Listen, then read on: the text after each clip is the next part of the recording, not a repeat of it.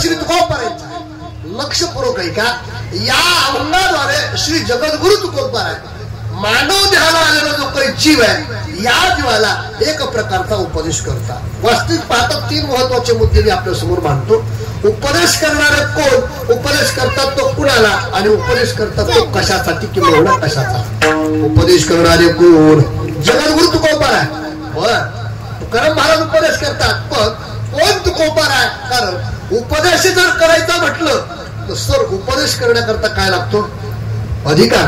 काय लागतो, कुणालाही उपदेश करता येत नाही. आता विचार करा, थोडासा विचार करा. कीर्तन आटोपल्याच्या नंतर उग काही माणसं खारकट्यात थांबा उठत तुला लावते, उग गप्पा मारते. काय लागत तरी कीर्तन करायला, दोन्हीकडच्या गप्पा मारल्या, दोन्हीकडच्या तिकडच्या गप्पा मारल्या, कीर्तन होत आहे. उग माणसं गप्पा मारते. त्याला फक्त म्हणा तू कीर्तन करू नको. आजचे जे कीर्तन करत का त्याचं कीर्तन आटोपलं इथं ही आणि त्याचे आभार मानू फक्त. जमतंय का.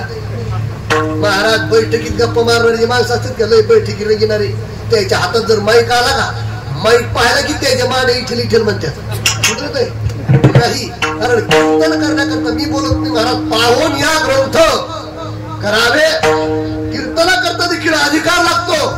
हो चला आता तुम्हाला एक प्रश्न विचारतो. सर मला सांगा, शाळेमध्ये छोट्या छोट्या मुलांना शिकवण्याकरता एखाद्या व्यक्तीची शिक्षक म्हणून नियुक्ती जर करायची असेल तर त्याचं शिक्षण पाहावं लागतं. तो कितवी शिकलेला पाहिजे, बीएड झालेला पाहिजे तर तो शिक्षक होतो. मग विचार करा, छोट्या छोट्या मुलांना शिकवण्याकरता जर या ठिकाणी अधिकाराची गरज आहे. आज जगद्गुरु तुकोबाराय जगाला उपदेश करतात, अधिकार नको पाहिला.